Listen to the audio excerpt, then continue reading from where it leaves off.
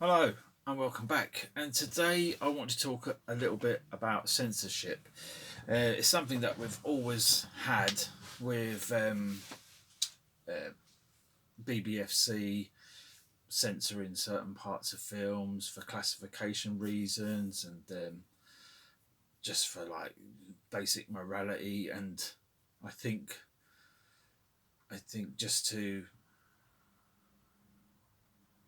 decency. We've had people like Mary Whitehouse campaigning in the past with VHS and but the latest controversy, Crocodile Dundee, mainly the first film. Nobody really talks about Crocodile Dundee 2. I haven't watched number 2 in a while, so I might give that a watch. I have watched this recently, about a year ago. Not to be sold separately. But yeah, there's controversy at the moment. I watched a video from an Aussie guy who was very upset with the scenes being removed because it was a film that him and his father enjoyed, and I take it his father's probably passed since, and so he wants to watch the film in its entirety with the two scenes. It's to do with cross-dressing a male. I don't even know what language to use because it's going to offend somebody. I'll just say transvestite for argument's sake, because that's the old language. That's what I'm brought up with. Man dressed up as a woman. Mick goes into the bar in America, and the people are saying, Mick, I've got something to tell you. I need to tell you something. And he's like, no, leave me alone. I'm doing all right with this Sheila. And even the word Sheila is probably misogynistic. So they'll probably cut that or edit it, tinker with it. So he's getting on well with this Sheila, and they're like, Mick. And he's like, what? Will you get away from me? And they're like, it's a dude, it's a bloke. And he's like, nah. So he grabs a handful. Woo! And it's very funny. I mean, he's a fish out of water. He's not Donald Trump grabbing them by the pussy. Doing. He's just checking things out for himself. He's a very hands-on, down to earth guy, and it's a very funny scene. And then later on, where he encounters the old woman, very posh, sophisticated woman, dinner party sort of thing, and he's like, "I'm not getting fooled again." And he goes up and he grabs a handful, and she's like, rather, "Woo, hmm. I guess that's just the way." Giving him the glad eye.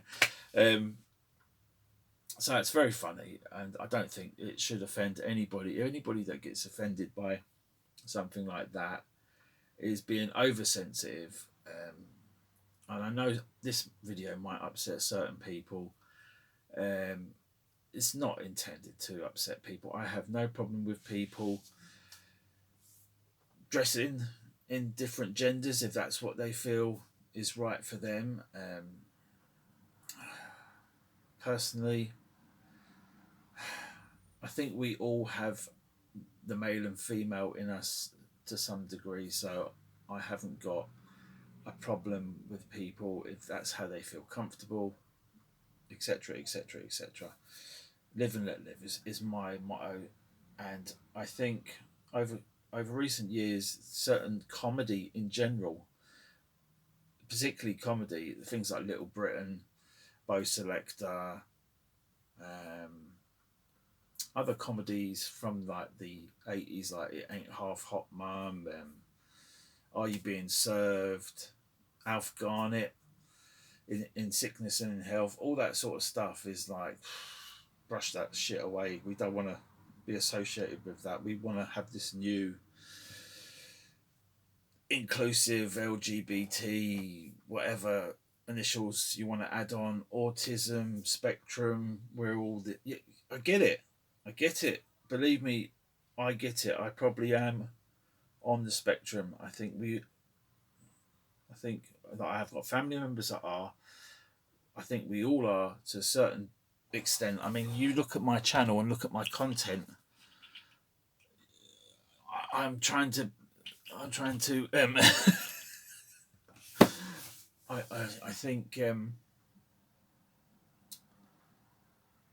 I think people are being oversensitive.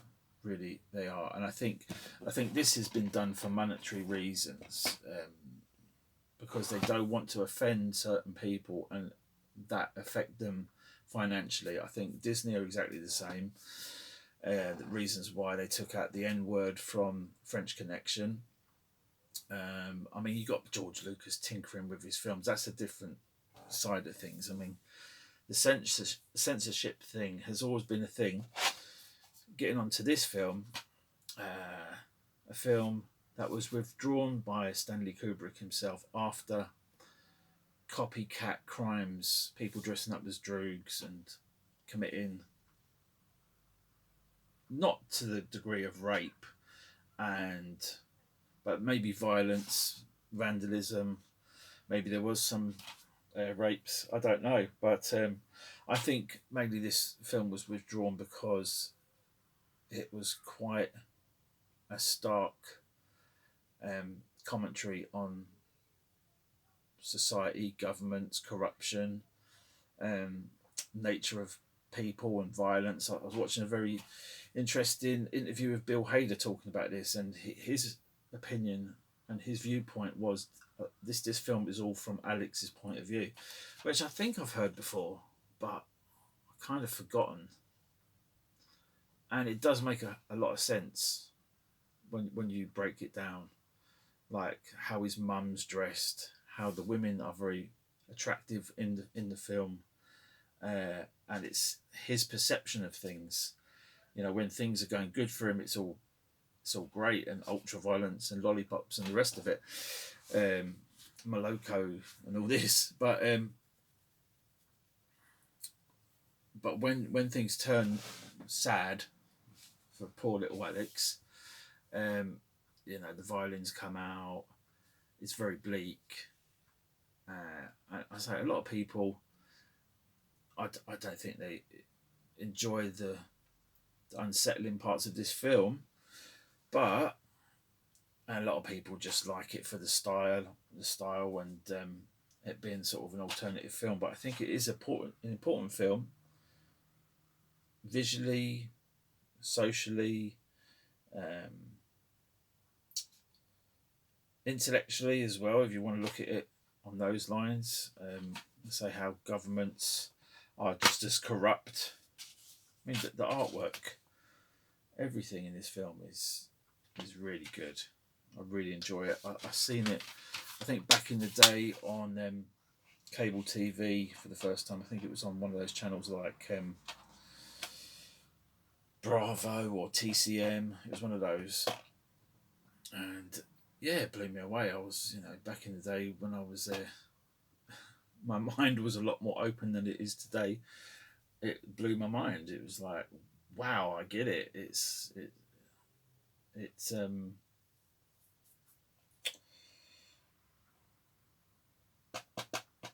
relatable. It is really relatable.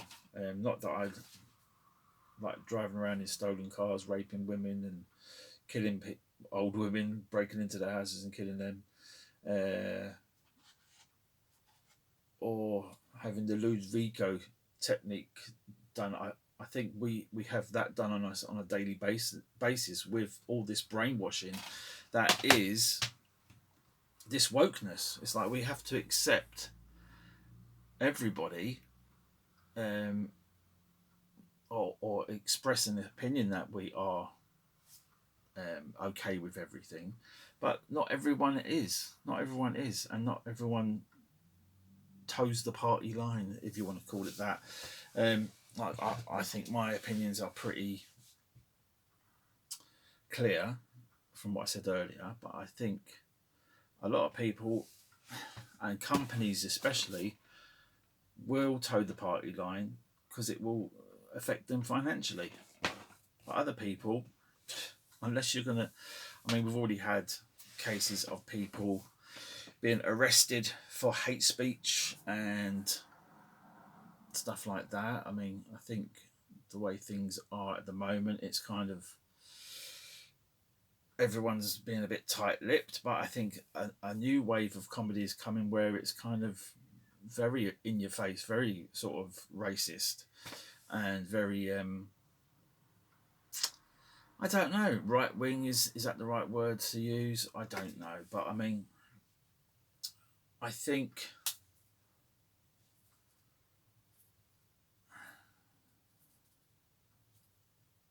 yeah, I think you're going to get extremes of both sides. I think you're going to get everyone having their opinions on social media, YouTube, and the TikToks and Instagrams and all this sort of stuff is a good thing. And I think it's good to hear other people's opinions, whether you agree with them or not. That's freedom of speech. And I think if you try to silence other opinions, whether you agree with them or not, then they get pushed underground, or people's feelings aren't able to be expressed. So that's where a lot of resentment comes, I think. I mean, if you, whatever your views lie on geopolitical points of view or social, um, whether it's social housing, whether it's benefits, whether it's government, whether it's graffiti, whether it's this, that, and the other. I mean, there is a decline going on,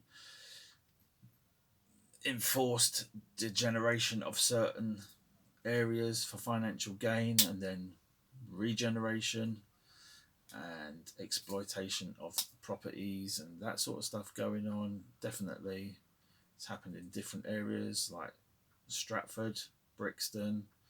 The area I live in, Croydon, is gonna go through the same regeneration, it seems, at some point, maybe sooner than later, because at the moment it's pretty bad. But anyway, that's getting away from censorship. But I think it all sort of, as David Brent would say, it all into,